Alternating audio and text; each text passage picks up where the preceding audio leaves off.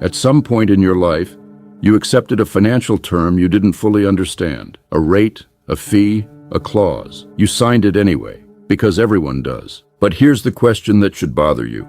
Who decided those were the terms?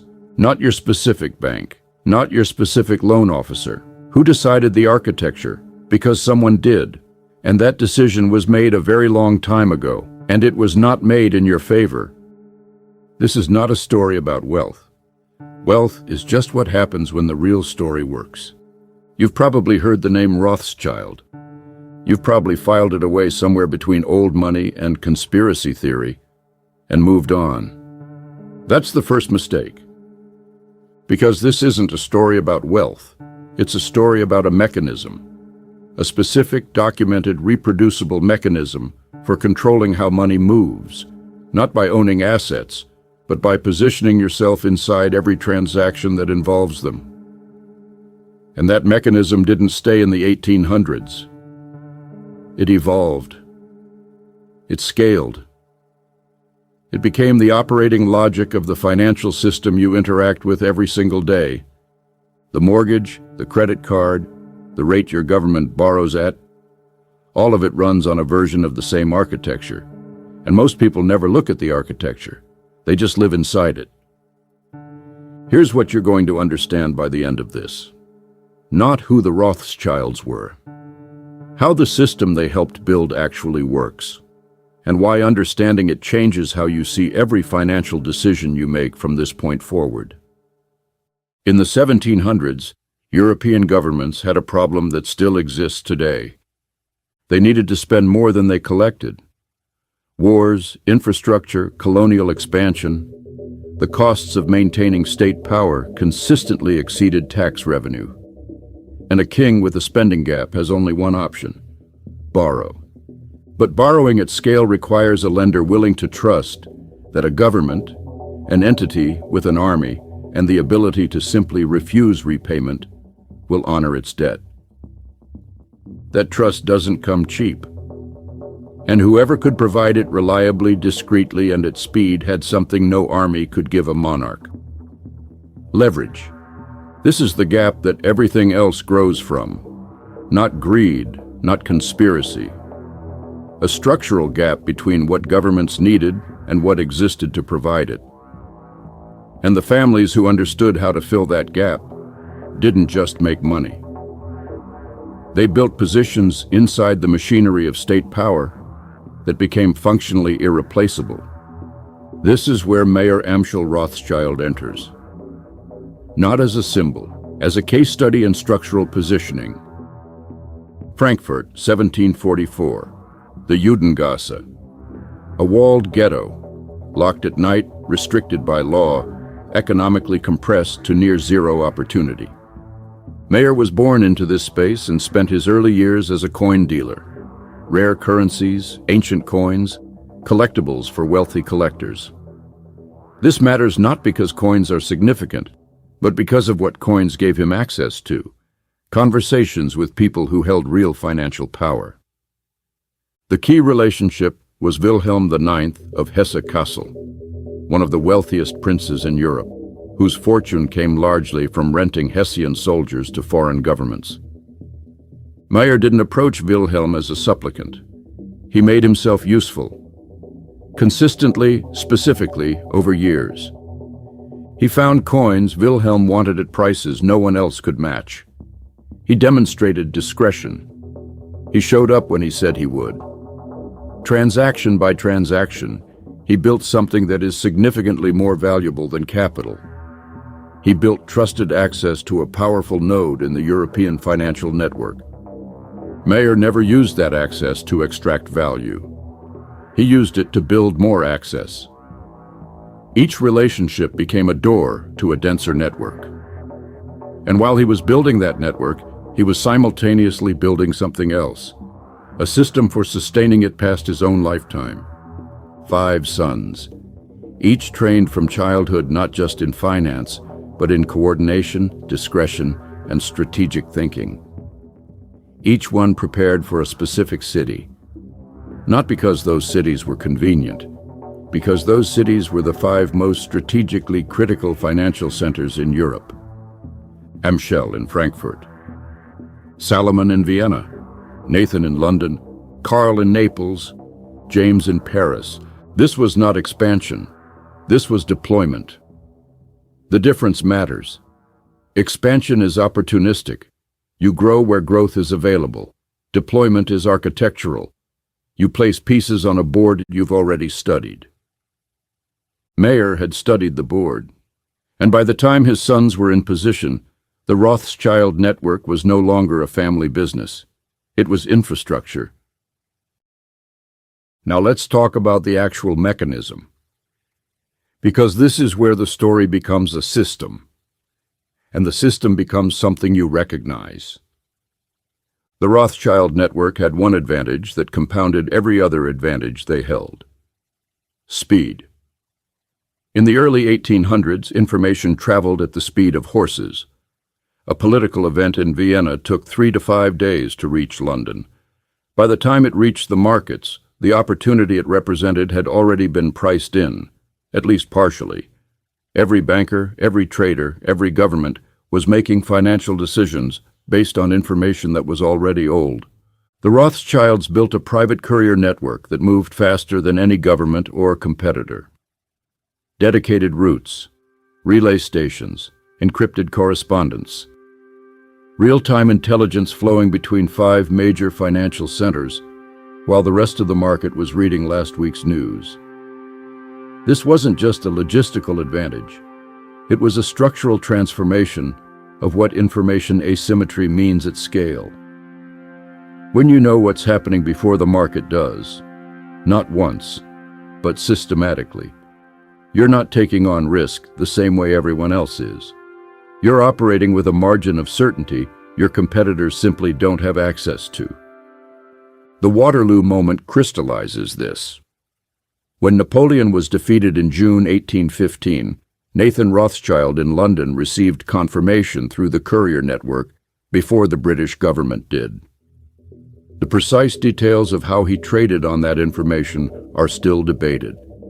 The structural reality is not: a private financial network received sovereign-level intelligence before the sovereign did, and acted on it.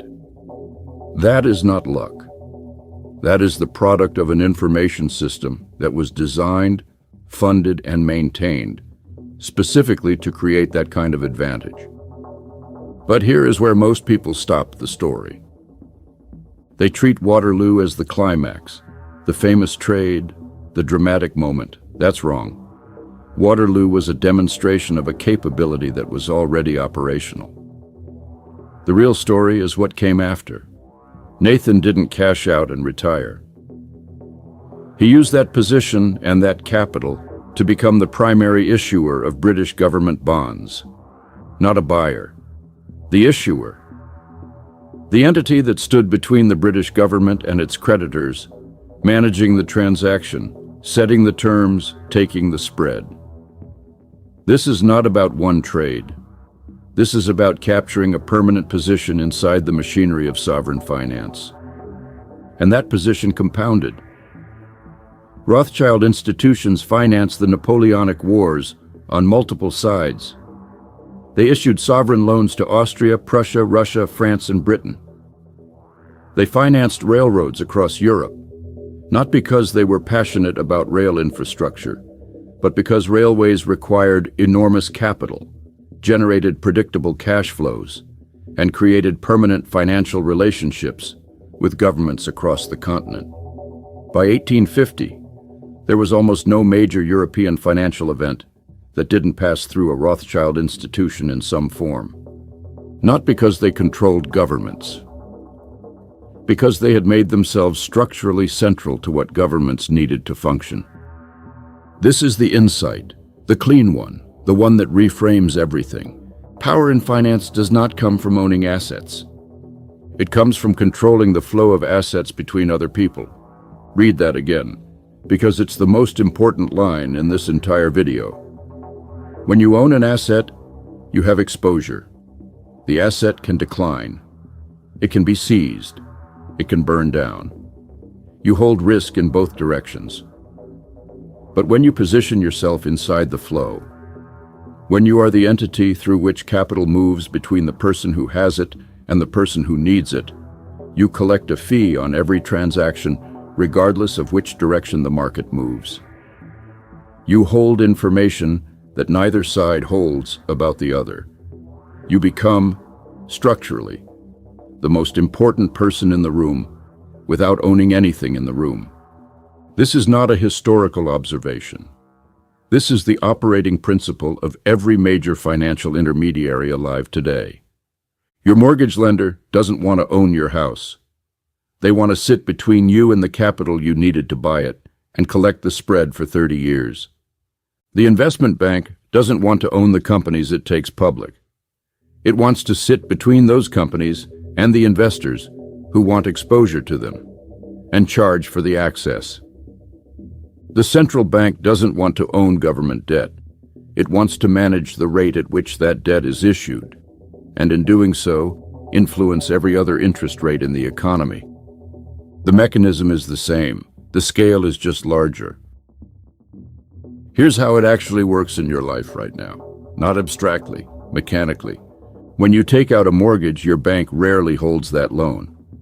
They originate it, meaning they do the paperwork, take the spread between what it costs them to borrow and what they charge you, and then they sell it. Your mortgage gets bundled with thousands of other mortgages into a financial product called a mortgage-backed security. That security gets sold to investors. The bank has already made its money. You are now a cash flow inside someone else's investment portfolio. You never agreed to that. You never had a choice. It's structural. This process is called securitization. It was formalized in the 1970s, but the logic underneath it, capture the flow, not the asset, transfer the risk while keeping the fee, is identical to the mechanism Rothschild institutions were running in the 1820s. The technology changed, the principle didn't. And it goes deeper. The interest rate you accepted on that mortgage wasn't set by your bank. It was set by the rate your bank can borrow at, which is influenced by central bank policy, which is influenced by sovereign bond markets, which are influenced by the same intermediary logic, just running at the level of governments instead of individuals. Every rate in the economy is downstream of another rate. And the entities positioned inside those flows, between governments and their creditors, between capital and the people who need it, collect a fee at every level. You are not a participant in this system in the way the word participant implies agency. You are a node. Money flows through you according to rules you didn't set, toward destinations you can't see, generating fees for intermediaries you'll never meet. And the reason this feels normal, the reason you've never looked at it this way, is because the system was specifically designed to feel like the natural order of things. Not a choice someone made, just how finance works. The Rothschild family today is not what it was in 1820. The wealth dispersed across generations. The institutions evolved, merged, rebranded. The family name largely retreated from public financial life. And this is the final thing to understand, because it's the most important. The system didn't need the family to survive. That's the point. That's the design. You build a mechanism so deeply embedded in the structure of how money moves that it no longer requires the people who built it to keep running. The logic becomes self-perpetuating. It becomes the default. It becomes the only model anyone knows, and therefore the only model anyone builds from. You are not living in the aftermath of the Rothschild era. You are living inside a system whose architecture was shaped by the same logic they perfected. And that system is fully operational, continuously compounding, and almost completely invisible to the people running their financial lives inside it. That discomfort you're feeling right now, the slight vertigo of realizing the terms were set before you arrived, that's not paranoia. That's clarity. The only question that matters now is what you do with it. Because the system doesn't require your awareness to function. But your awareness might be the only thing that changes your relationship to it. If you find value in understanding the systems behind wealth, power, and history, consider subscribing. Here on Silent Standard, we explore the financial strategies, institutions, and ideas that shape the world we live in today. Thank you for watching.